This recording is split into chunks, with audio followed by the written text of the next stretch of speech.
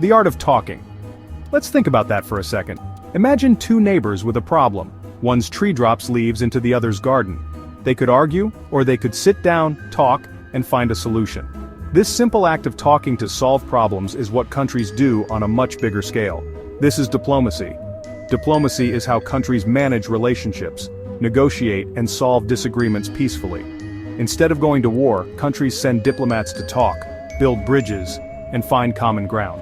Through these conversations, they solve problems, create opportunities, and build trust, making the world safer and more predictable.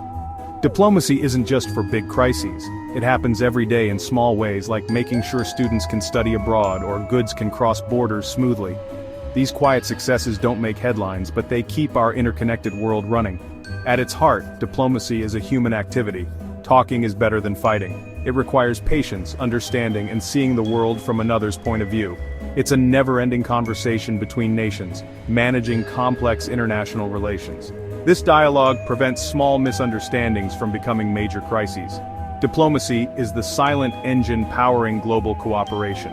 It works behind the scenes to maintain stability and foster prosperity.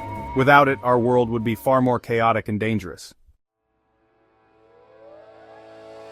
When countries need to talk, they need a place and people on the ground. Enter embassies and consulates. An embassy is the main office of one country inside another, led by an ambassador, the top diplomat and personal representative of their country's leader. The ambassador meets with officials, negotiates, and builds relationships to protect their country's interests. Embassies handle big political issues, while consulates focus on helping citizens and handling everyday matters like lost passports or visas. Consulates are found in major cities, providing services to travelers and residents. Embassy staff focus on government-to-government matters. Consular officers help people directly. Together, embassies and consulates form a diplomatic mission, representing their nation and keeping relationships strong. They ensure communication, solve problems, and protect citizens abroad. This teamwork keeps international relations functional at every level. Without them, global cooperation would grind to a halt. For diplomacy to work, diplomats need special protections. This is where diplomatic immunity comes in. Diplomatic immunity means diplomats can't be arrested or prosecuted under the host country's laws, allowing them to do their jobs without fear. These rules are set out in the Vienna Convention on Diplomatic Relations, agreed to by almost every country. The convention covers everything from embassy functions to the privileges of diplomatic staff. Immunity isn't a free pass. Diplomats are expected to respect local laws, and serious violations can lead to expulsion or loss of immunity. If a diplomat breaks the rules, the host country can declare them persona non grata, an unwelcome person who must leave. The Vienna Convention also protects embassies. Police can't enter without permission, ensuring secure communication. This is why people sometimes seek asylum in embassies. They're protected spaces.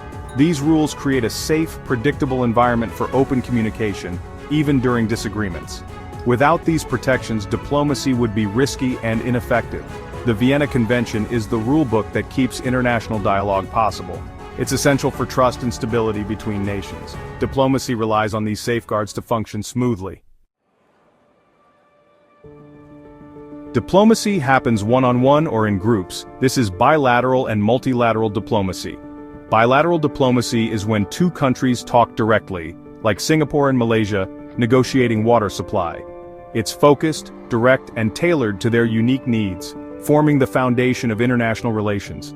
Countries build networks of bilateral partnerships for stability and cooperation. Multilateral diplomacy involves many countries tackling shared problems. Think of the United Nations. At the UN, nations discuss global issues like climate change and security in one big conversation.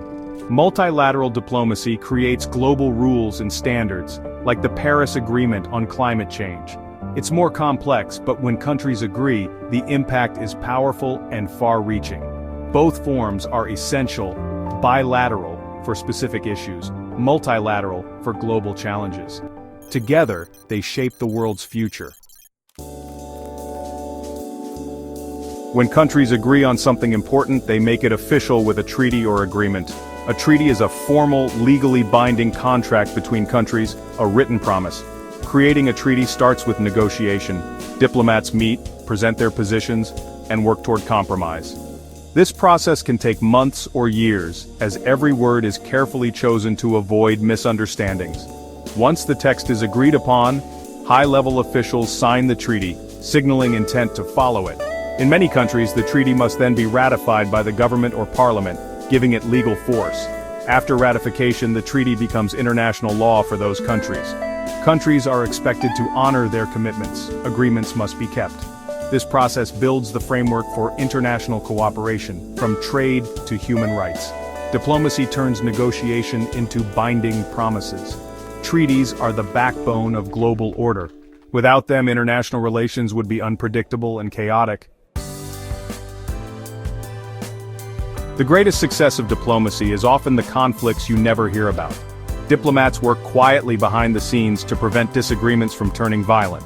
Constant communication helps prevent misunderstandings, the sparks that can ignite conflict.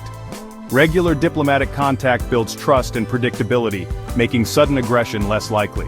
Diplomacy weaves a web of relationships that encourages cooperation and reduces the risk of war. When crises arise, diplomats use tools like confidence-building measures, advance notice of military exercises, or hotlines between leaders to de-escalate tensions. These mechanisms give leaders time to talk before acting, pulling everyone back from the brink. Diplomacy offers alternatives to force, relying on persuasion and compromise. Conflict resolution is difficult, but every war avoided is a quiet victory for diplomacy. This unseen work protects lives, economies, and the future. Diplomacy keeps the world focused on building, not fighting. Its value is immeasurable.